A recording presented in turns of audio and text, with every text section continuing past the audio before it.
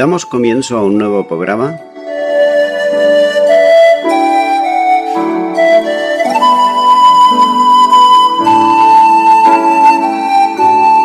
Servidores de Dios. Quien te habla es Manuel Cornejo.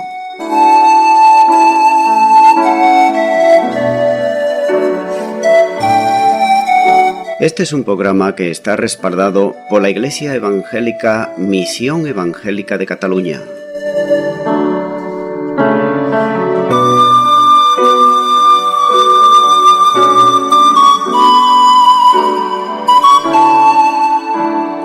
Estamos situados en la ciudad de Sabadell, en la avenida Matadepera número 239.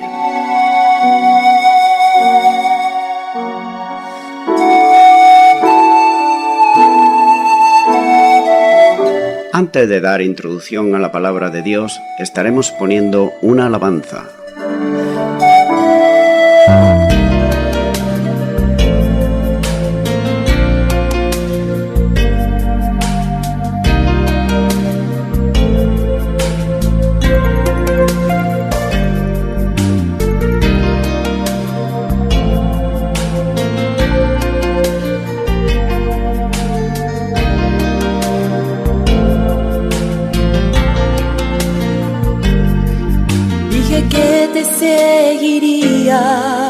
Lo hice de corazón, mas no comprendí el precio a pagar.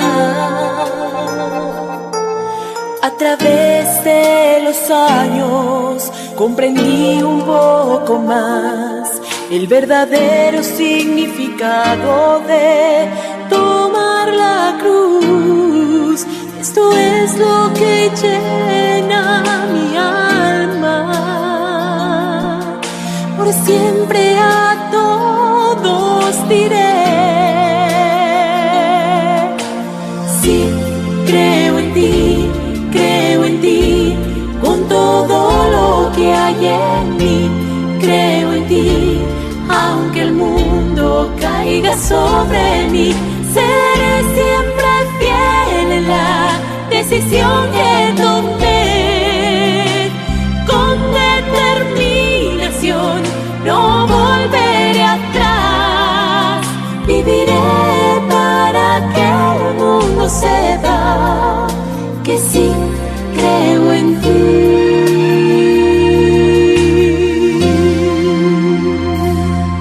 Nunca hubo una razón para perder mi convicción, pues pude al fin vencer mi temor. Esto no es mi propio poder, pues sé quién es mi Salvador. La verdad que hoy yo tengo en mí, y hacia el cielo exclamar: sí, creo en ti, con todo lo que hay en mí. Creo en ti, aunque el mundo caiga sobre mí. Seré siempre fiel en la decisión que tomé. Con determinación no volveré atrás. Viviré para que el mundo sepa que sí creo en ti.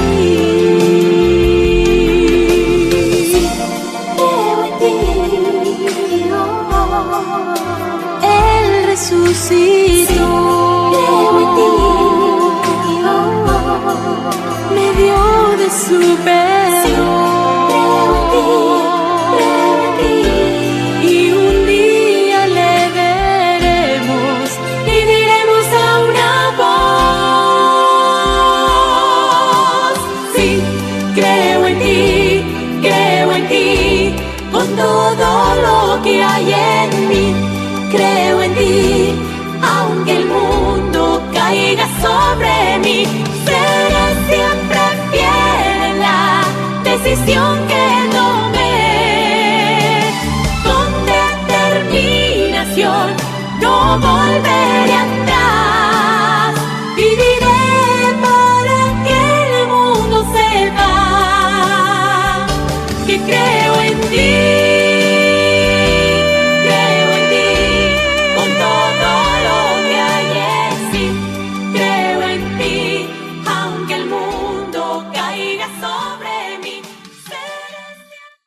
Bienvenido al programa Servidores de Dios. En esta ocasión continúo compartiendo la palabra de Dios y será en este capítulo 11 de Hebreos, que por excelencia nos habla que es el capítulo de la fe. Hebreos 11:35 dice: Las mujeres recibieron sus muertos mediante resurrección, mas otros fueron atormentados no aceptando el rescate, a fin de obtener mejor resurrección. El Antiguo Testamento, los casos de mujeres que reciben a sus muertos la resurrección, son por ejemplo lo de la viuda de Serepta. El primer libro de Reyes, capítulo 17, versículo 22 al 24 nos dice: Y Jehová oyó la voz de Elías, y el alma del niño volvió a él y revivió. Tomando luego Elías al niño, lo trajo al aposento a la casa, y lo dio a su madre, y le dijo: Elías, mira, tu hijo vive. Entonces la mujer dijo a Elías: Ahora conozco que tú eres varón de Dios, y que la palabra de Jehová es verdad en tu boca. Y también hallamos que la mujer sulamita, donde dice el segundo libro de Reyes, capítulo 4, versículo 32, nos dice: Y venido Eliseo a la casa, he aquí que el niño estaba muerto, tendido sobre su cama. Y los versículos 36 al 37 de este mismo capítulo nos dice: Entonces llamó él a Glesib, y le dijo: Llama a esta sulanita. Y él la llamó, y entrando ella, él le dijo: Toma tu hijo. Y así ella entró, se echó a sus pies, y se inclinó a tierra, y después tomó a su niño, y salió. Hallamos también en el Nuevo Testamento, por supuesto, se refiere y se puede añadir a viudas, por ejemplo, la viuda de Naín, cuyo hijo Jesús resucitó, como nos dice en Lucas, capítulo 7, versículo 11 al 17. Y también vemos las hermanas de Lázaro, como el Señor resucitó a Lázaro, que se encuentra en Juan 11, capítulo 1 al 44, cuyo hermano vemos que el Señor lo resucitó. Sigue diciendo este versículo 35, la segunda parte: Mas otros fueron atormentados, no aceptando el rescate a fin de obtener mejor resurrección. Por decir la verdad, Zacarías fue apedreado, como nos dice la palabra de Dios en el segundo libro de Crónicas, capítulo 24, versículo 20. Entonces el Espíritu de Dios vino sobre Zacarías, hijo del sacerdote Joaías, y Joiada, y puesto en pie, donde estaba más alto que el pueblo, le dijo: Así ha dicho Dios, ¿por qué quebrantáis los mandamientos de Jehová? No vendrá bien por ello, porque por haber dejado a Jehová, él también os abandonará. Y el versículo 21 dice: Pero ellos hicieron conspiración contra él, y por el mandato del rey lo apedrearon hasta matarlo en el patio de la casa de Jehová. Y también nos dice el versículo 22 que así el rey Joás no se acordó de la misericordia de Joiada, padre de Zacarías, había hecho con él, antes mató a su hijo, quien dijo al morir: Jehová lo vea y lo demande. El comentarista bíblico Barclay comenta y dice que en una leyenda nos cuenta que a Jeremías lo apedrearon sus compatriotas en Egipto. Otra leyenda nos cuenta que Isaías lo cerraron vivo. Cuando Ezequías, el buen rey, murió, le sucedió en el trono Manasés, que dio culto a los ídolos y trató de obligar a Isaías a que tomara parte en su idolatría y lo aprobara. Isaías se negó y el rey le condenó a que lo cerraran vivo con una sierra de madera. Versículo 35 continúo con este capítulo 11, la segunda parte, donde nos dice: a fin de obtener mejor resurrección. Estas palabras plantean la pregunta siguiente: ¿mejor qué? Algunos creen que significa una resurrección eterna, en verdad de una resurrección a una mera continuación de la vida terrenal, como la recibida por los seres queridos de las mujeres que acabo de mencionar. Otros piensan que significa una mejor resurrección en la eternidad de lo que hubiera sido de ellos en caso de que sucedió, en caso de que se dio a la tentación con el fin de prolongar su vida terrenal. Este punto de vista sería mejor resurrección que la resurrección del justo, en contraste con lo de los injustos. También hallamos que aquí, como el comentarista Bruce, J.J. Bruce, y otros escritos, aceptan la última explicación como la más probable y también como la más correcta. Continúo ahora con Hebreos 11, pero el versículo 36, donde nos dice: otros experimentaron vituperios y azotes, y además de estos prisiones y cárceles. Por ejemplo, hallamos que José en Egipto, Génesis 39:20, donde dice la palabra de Dios: Y tomó su amo a José y lo puso en la cárcel, donde estaban los presos del rey, y estuvo allí en la cárcel. Y también vemos a Jeremías, el profeta odiado, puesto en la cisterna, y lo bajaron al pozo cenagoso, donde nos dice en Jeremías 38:6. Entonces tomaron ellos a Jeremías y lo hicieron echar en la cisterna de Malquías, hijo de Amelet, que estaba en el patio de la cárcel, y metieron a Jeremías con sogas. Y en la cisterna no había agua, sino cieno, y se hundió Jeremías en el cieno. Como en la dispensación de la Iglesia, el libro de los Hechos es una muestra bien clara de cómo la Iglesia de Cristo ha sido siempre perseguida. Pablo cantó himno de alabanza en el calabozo, y sabemos que el Señor lo libertó. Pedro también fue encarcelado, y muchos de sus hermanos en la fe igualmente. Pero tanto Pablo como Pedro vemos que por un acto milagroso de Dios, pues fueron libertados de ello. Sin embargo, el vituperio y los azotes, aquí en una reminiscencia del lenguaje que describe el tratamiento de Jesús sobre el relato de la pasión. Por ejemplo, nos está diciendo en Mateo 27, 29 al 31 y Marcos 15, 20, y también Lucas 23, 11 al 36, donde el mismo Señor Jesucristo fue azotado, también sufrió el vituperio.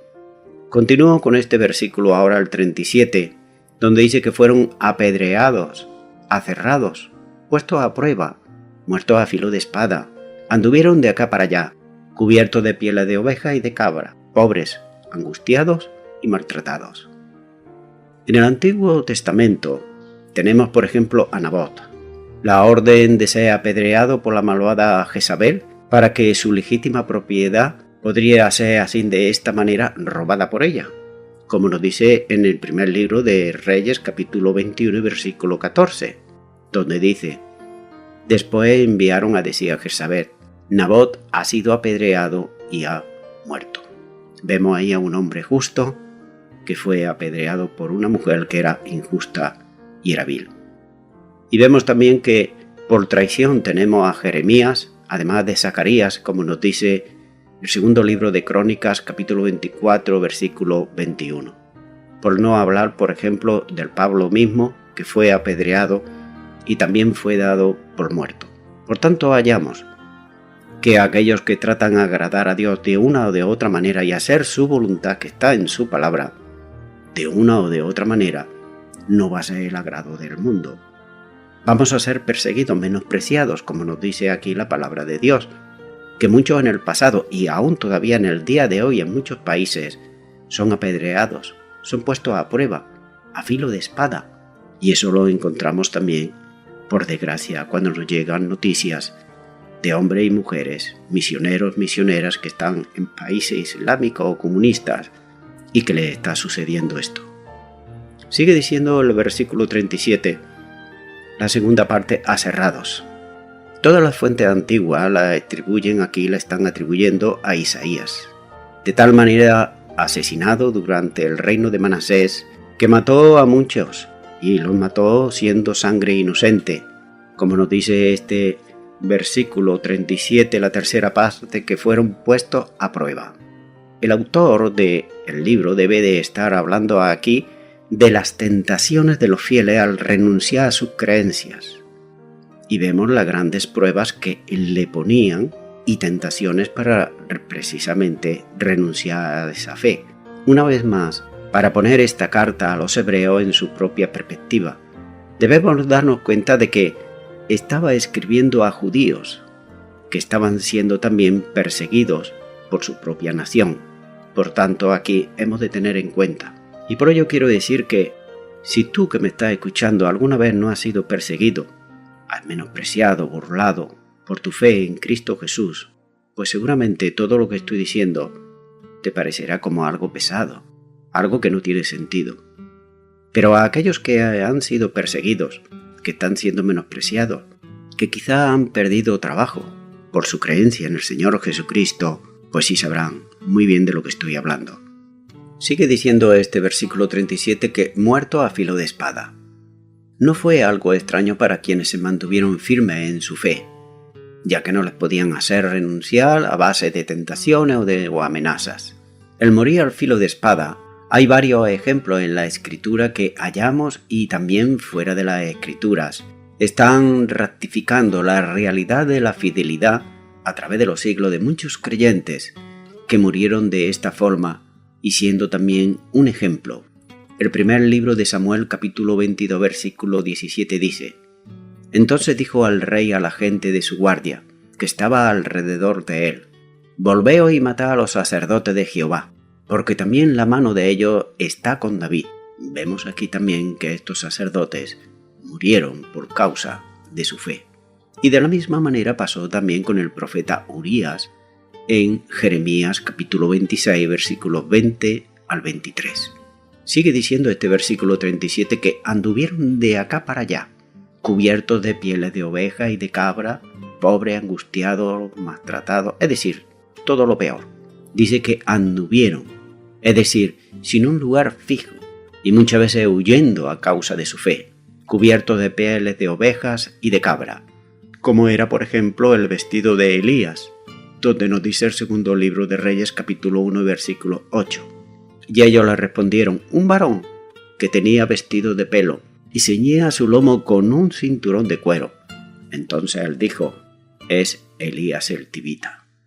Ellos padecieron necesidades de todo tipo, pasaron por tribulaciones, recibieron maltratos continuos, y esto que nos puede parecer que solo pasaba en el Antiguo Testamento, también está pasando en el día de hoy, como he dicho anteriormente, en países islámicos, en países comunistas, incluso en países religiosos que se llaman cristianos, como por ejemplo en México, en Chiapas, por causa de la fe en Cristo Jesús, están siendo perseguidos por algunos que se llaman a sí mismos también cristianos, pero que de cristianos no tienen absolutamente nada.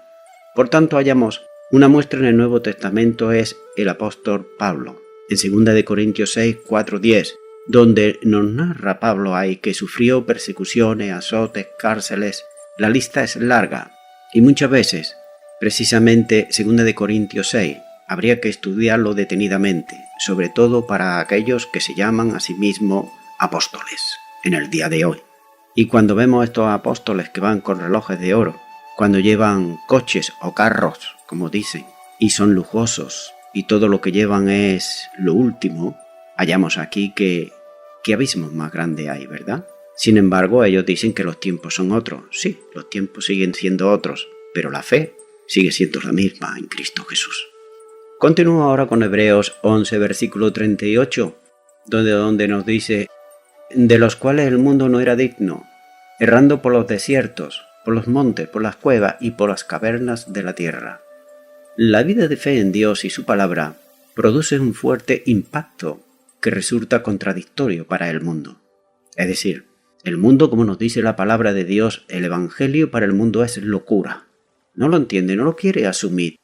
Y es porque precisamente no quieren humillarse delante de Dios y reconocer que son pecadores delante de Dios y entender que tarde o temprano lo van a tener que hacer. ¿Por qué no mejor hacerlo ahora, aquí en la tierra? Por tanto, vemos que ya que no hacemos lo que el mundo hace, pues al mundo le parece esto algo contradictorio. Por tanto, para el mundo es molesto, ya que cuando el cristiano no roba, ya que cuando el cristiano no miente, ya que cuando el cristiano no entra en el chismorreo, en la crítica, en la murmuración, cuando se hacen los corrillos esos, el cristiano se apartan, lo ven como algo anormal. Pero no se dan cuenta que los anormales son precisamente ellos. Tampoco hemos de menospreciarlos. ¿Por qué? Porque precisamente ahí estábamos nosotros antes. Pero gracias al Señor que Él nos sacó de las tinieblas donde ellos están y nos llevó a su luz admirable. Sin embargo, quien no eran dignos de tales personas, como nos dice aquí, era el mundo. Ellos eran, y son, y serán siempre más valiosos que el mismo mundo. El creyente no vive en el desenfreno de este mundo, no vive en la pecaminosidad de este mundo, no vive en el engaño de este mundo, sino que vive una realidad viva. ¿Por qué? Porque el cristianismo no es una religión como por ahí se predica, sino que es una comunión con el Hijo de Dios. y es una comunión real con Él. Por tanto, vivimos una realidad día tras día con el Hijo de Dios, que nos salvó de las tinieblas y nos llevó a su luz admirable. Primera de Pedro 4:4 dice: a estos le parece cosa extraña que vosotros no corráis con ellos en el mismo desenfreno de la desilusión y os ultraja. Lo que he dicho antes, al mundo le parece extraño, le parece raro. Sin embargo, se inventan muchas cosas que dicen: os han comido el coco. Y sin embargo no se dan cuenta que verdaderamente los que tienen ahí comido el coco son ellos. Y es por el engaño, por el desenfreno y por todo aquello que hacen mal. Sigue este versículo 39 diciendo: errando por los desiertos, por los montes, por las cuevas y por las cavernas de la tierra. La opresión a que se veían sometidos les llevaba a huir de un lado para otro, convirtiéndose así en personas errantes. Nótese que no eran solamente hombres, sino que eran también mujeres, y que eran también familias enteras que se veían obligadas a tener que vivir una vida errante por causa de su fe, por lugares poco poblados, refugiándose en cuevas y en cavernas. Este fue el caso de Elías y también de David, entre otros, por citar algunos. Por tanto, los dos versículos que restan ahora, el 39 y el 40 de este capítulo 11, vamos a encontrar aquí una mejor provisión que obtuvieron estas personas. Y continúo ahora con el versículo 39 y donde nos dice: y todo esto, aunque alcanzaron buen testimonio mediante la fe, no recibieron lo prometido. Ellos alcanzaron buen testimonio, como acabo de leer, pero buen testimonio de todos los hombres buenos y de la propia verdad, es decir, de los que practican la verdad. Los ejemplos de la fe de estos hombres han servido hasta el día de hoy para que todos aquellos que tenemos nuestra fe depositada en Dios y en su palabra, vivamos vidas de fe, ya que si ellos, pese a todo los inconvenientes que el mundo les ponía, lo lograron, ¿por qué no podemos hacerlo nosotros? También nosotros lo podemos lograr en el día de hoy, pese a la oposición del mundo. Dice la palabra de Dios que alcanzaron buen testimonio mediante la fe. Estas personas vivían por fe. Ellos descansaban sobre todo en las promesas y confiaban en las promesas de Dios. Y también no solamente las promesas de Dios hecho a ellos, sino también las promesas de Dios hecho a aquel que es el padre de los creyentes, que es Abraham. Nótese que Abraham nunca poseyó la tierra suya, propiedad, la que Dios le prometió, y a él y a su descendencia, pero Abraham andaba y actuaba por fe. Hebreos 11:10 dice: porque esperaba la ciudad que tiene fundamento, cuyo arquitecto y constructor es Dios. También nos dice el versículo 39, no recibieron lo prometido. Para ellos, su modelo a seguir era el padre de los creyentes, esto es, Abraham.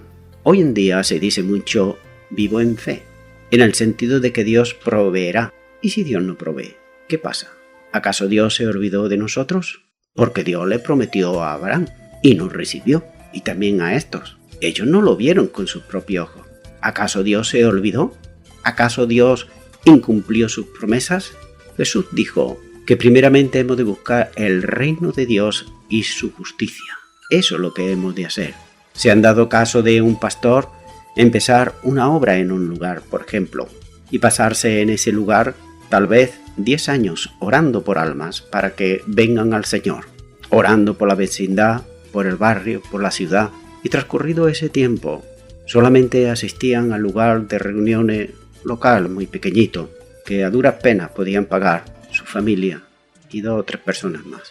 Cansado ya y pensando que ese no era el lugar que Dios le mostró, que quizá la visión que Dios le dio no era esa, decide irse a otra ciudad, lo más lejos posible de donde estaba. Pasan unos meses y viene otro pastor a ese mismo lugar, a pocos metros de donde el anterior pastor había abierto ahí un local para predicar el evangelio. También lo abre este nuevo pastor, comienza a orar, comienza a evangelizar. Vemos que el anterior no hubo resultado aparente durante 10 años. Sin embargo, el nuevo pastor pasa un año y tiene 200 almas en el nuevo recinto donde se reúnen para alabar y adorar al Señor. ¿Qué pasó?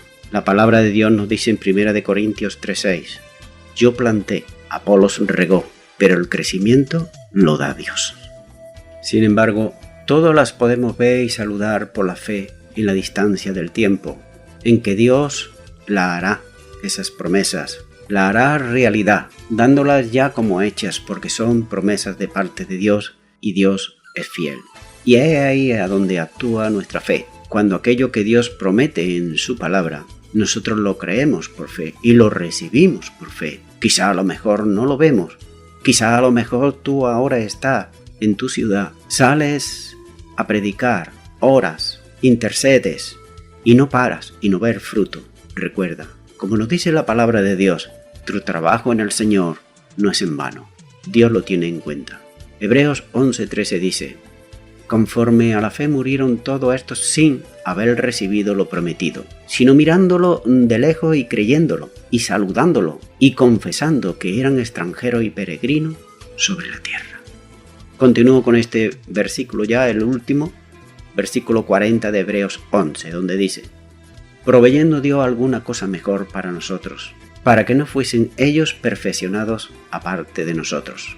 Los hombres de fe de la antigua dispersación tenían la promesa de parte de Dios, pero Dios la difirió en el tiempo, para que de esta manera fueran alcanzadas por todos los creyentes a la vez, es decir, lo de la antigua dispersación igual que lo de la nueva dispersación, o en otras palabras, lo del Antiguo Testamento como lo del Nuevo Testamento. Por tanto, los antiguos tenían la esperanza de recibir una patria mejor, celestial, lo mismo que nosotros en los días de hoy, y prueba de ello es que el mismo Señor Jesús lo prometió a los creyentes en la nueva dispersación o en el Nuevo Testamento, como lo dice en Juan 14:2. En la casa de mi Padre muchas moradas hay. Si así no fuera, yo lo hubiera dicho. Voy pues a preparar lugar para vosotros. Sigue diciendo la segunda parte de este versículo 40, para que no fuesen ellos perfeccionados aparte de nosotros. Esto tiene que ver con el nuevo pacto, ya que el antiguo pacto no llegó a alcanzar nunca la perfección necesaria, ya que andaban por la ley. Y andar por la ley significaba estar constantemente con una conciencia de pecado, ya que los sacrificios de animales no llegaban nunca a redimirles por completo. Por tanto, aquellos saludaban de lejos el día de Cristo, viéndole tan solo por la fe, como le pasó a Abraham. El Evangelio de Juan, capítulo 8, versículo 56, el Señor Jesús dice: Abraham, vuestro padre se gozó de que había de ver mis días, y lo vio y se gozó. ¿Cómo es que lo vio Abraham? Lo vio por medio de la fe. No es que él lo viera, no es que él lo... No, lo vio por medio de la fe. Esa promesa de redención se ha cumplido y por la obra sacrificial y sacerdotal de Cristo, de manera que tanto ellos en la antigüedad como nosotros en el día de hoy alcanzamos la perfección por medio de nuestro Señor Jesucristo. No porque nosotros seamos buenos, no porque nosotros seamos en sí mismos perfectos, no, es simplemente porque Él nos hace perfectos. Al alcance de ese alguna cosa mejor para nosotros se ha ido desarrollando a todo lo largo de la carta de los Hebreos. Por ejemplo, cuando estoy diciendo alguna cosa mejor, ¿mejor de qué? Pues en primer lugar, mejor esperanza, como nos dice Hebreos 7:19. Un mejor pacto, Hebreos 7:22. Mejores promesas, Hebreos 8:6. Un mejor sacrificio, Hebreos 9:23. Una mejor herencia, Hebreos 10:34. Y mejor resurrección, Hebreos 11:35. Así que se debe tener en cuenta que los lectores a los cuales se les dirige esta carta estaban pasando por muy serias dificultades a causa de su fe en Cristo Jesús. Por tanto, los ejemplos de fe de estos creyentes en el pasado debían de servirles de estímulo, de ánimo, para conseguir que el compromiso que hicieron un día con el Señor Jesucristo fuera una realidad, para así poder servirle y poderle seguir. Esta vida de conflicto con el mundo, pero la victoria es posible. Hay conflicto con el mundo, pero también tenemos una victoria segura si andamos en Cristo Jesús. Por tanto, es posible en la medida de la identificación, en la medida de que nosotros nos estamos identificando siempre con Cristo Jesús. Gálatas 2:20 dice: con Cristo estoy juntamente crucificado, y ya no vivo yo, mas vive Cristo en mí. Y lo que ahora vivo en la carne lo vivo en la fe del Hijo de Dios, el cual me amó y se entregó a sí mismo por mí. Por tanto, el compromiso del creyente hecho con Cristo tiene que ver con el cambio de mentalidad. Un cristiano no puede andar con la misma mentalidad carnal de antes si verdaderamente está en Cristo Jesús. Su mentalidad ya es otra, que antes de lo primordial, cuando se estaba en el mundo, ¿qué era? Pues era las cosas materiales y las cosas pasajeras de la tierra, asimismo como las cosas carnales. Pero ahora tiene que ver con las cosas espirituales, es decir, ahora ya no busca las cosas terrenales, sino que busca el reino de Dios y su justicia. Y esto hace que el cristiano haya en él el mismo sentir que también hubo en Cristo Jesús. Por eso Filipenses 2:5 dice: haya pues en vosotros este sentir que hubo también en Cristo Jesús. El mundo actual, este mundo, está ya cansado de tantas palabras de fe. Lo que en realidad necesita este mundo es ver esa fe puesta en marcha, es decir, ayudar a la sociedad, como por ejemplo una ONG cristiana, dando tu tiempo en servicio a lo demás sin interés alguno, como lo hacía el Señor Jesucristo, no encerrándote en 4 paredes. Y prueba de ello es cuánto tiempo se pasaba el Señor Jesús en la sinagoga y cuánto tiempo se pasaba el Señor en la calle, enseñando, ayudando, sanando, libertando a los cautivos y echando fuera demonios. ¿Cuánto tiempo? Pues se pasaba muchísimo más tiempo fuera de la sinagoga y predicando el Evangelio y ayudando al necesitado. Santiago 2:17 dice: así también la fe, si no tiene obras, es muerta en sí misma. Esto no quiere decir que tengamos que hacer obras para ser salvos, no. Efesios 2:8-9 nos lo dice bien claro, que somos salvos por medio de la fe en Cristo Jesús, no por obras para que nadie se gloríe. Por tanto, nos sigue diciendo también el siguiente versículo de Santiago: pero alguno dirá, tú tienes fe y yo tengo obras. Muéstrame tu fe sin tu obra y yo te mostraré mi fe por mis obras. Vemos aquí que, como he dicho al principio, el mundo está cansado. Sí, está cansado ya de ver, muchas veces se ve por la calle, esas parejitas que van, 2 hombres, 2 mujeres, van muy bien vestidos, muy pulcros, pero que dice que van predicando el Evangelio, que son cristianos, pero que no ayudan a nadie, excepto a ellos mismos, claro. ¿Qué clase de cristianos son esos? El cristiano se debe de distinguir por la ayuda a las necesidades de la sociedad, y debe ser una ayuda abnegada y sin interés ninguno. Podemos ver, y al acabar ya este versículo 40 y a estar finalizando este capítulo 11, que es por excelencia el capítulo de la fe, vemos los hechos de la fe. Por ejemplo, vemos el sacrificio de la fe. El sacrificio de la fe lo encontramos en Hebreos 11:4, fue el sacrificio de Abel. Vemos la caminata de la fe, o caminar con Dios, Enoc 11:5. Vemos la obra de la fe, Noé 11:7. Noé halló gracia delante de Dios. Igual que nosotros también por gracia somos salvos. A Noé Dios le dijo que debía de hacer algo, construir un arca. De la misma manera el Señor Jesús nos dice a nosotros algo aparte de ser salvos: id y predicar el Evangelio. En cuarto lugar hallamos la obediencia a la fe en Abraham 11:8, que obedeció a Dios sin saber dónde iba. En quinto lugar vemos la fortaleza de la fe en Sara, Hebreos 11:11. En sexto lugar vemos la prueba de la fe de Abraham 11:17, donde el Señor le pidió que sacrificara a su hijo Isaac, que tanto amaba. En verdad, Dios lo que quería es que le diera lo más valioso de su vida. Y lo más valioso de su vida parecería que fuese su hijo, pero en realidad no era su hijo, era Dios mismo, puesto que no se le negó. En séptimo lugar vemos la bendición de la fe en Isaac capítulo 11 versículo 20. En octavo lugar hallamos la adoración de la fe en Jacob capítulo 11 versículo 21. En noveno lugar vemos el triunfo de la fe de este joven José en Hebreos 11:22. En el puesto 10 vemos la decisión de la fe, y esa decisión fue de los padres de Moisés, este matrimonio que estuvo dispuesto a exponer su vida en Hebreos 11, 23 y 24. En el puesto 11 vemos la fuente de la fe, Hebreos 11, 27. En el 12 vemos la resistencia de la fe, en Moisés 11, 27. 13 vemos el poder de la fe, en el 11, 28 al 38. Voy concluyendo ya con esto. Y al concluir este capítulo no tenemos más remedio que dar gracias a Dios por estos maravillosos testimonios de aquellos que han sido antes de nosotros, y que ellos sean una fuente de tremenda fortaleza y bendición al mismo tiempo para nuestras vidas y también para nuestras necesidades. Recuerda que esos héroes de la fe recibieron fe de Dios para llevar a cabo un propósito específico que Dios tenía para sus vidas y para hacer también la voluntad del Señor.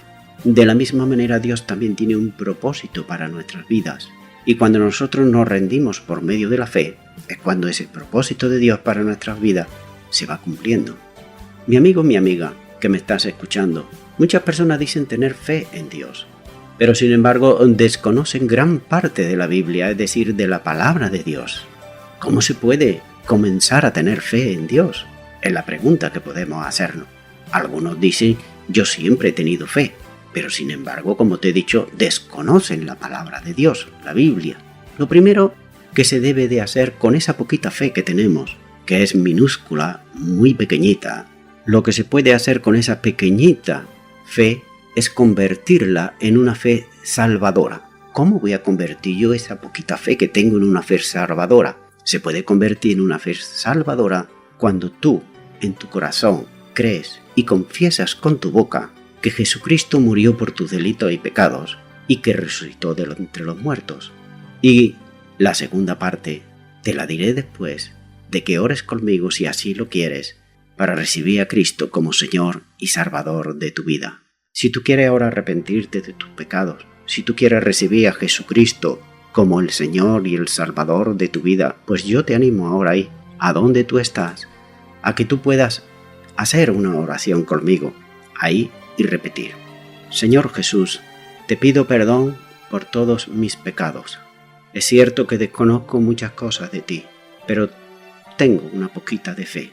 Y esa poquita de fe quiero confesar con mi boca que soy un pecador, una pecadora, que me arrepiento de mis delitos y pecados y que te recibo como Señor y Salvador. Gracias, Señor Jesús, por haber muerto por mis pecados. Gracias porque tú eres poderoso.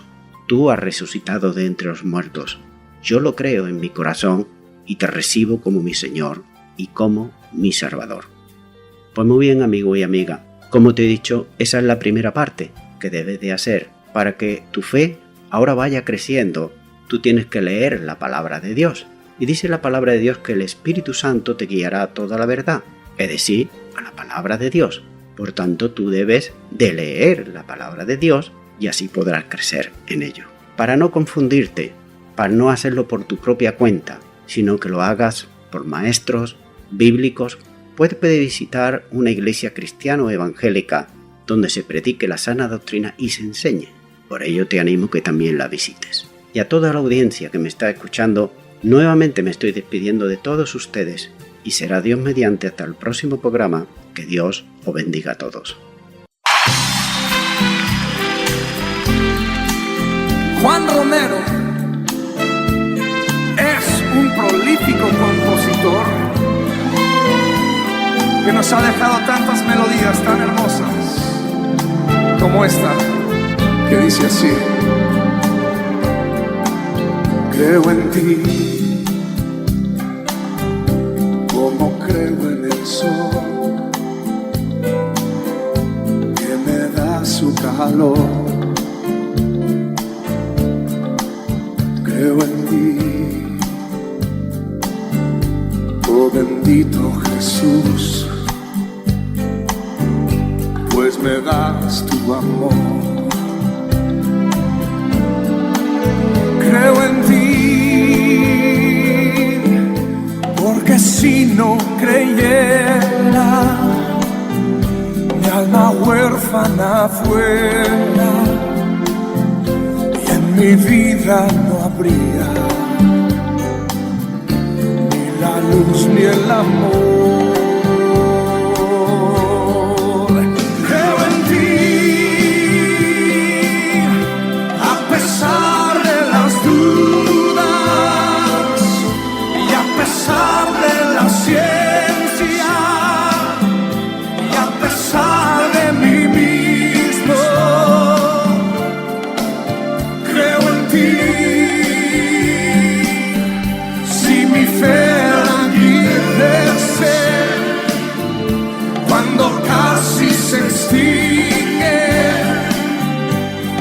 Jesús, creo en ti.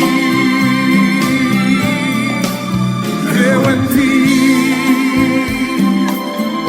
Aunque otros te nieguen y cual réprobos vivan.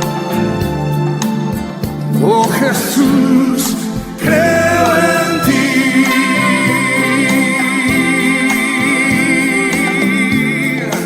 ¿Alguien aquí cree en Jesús?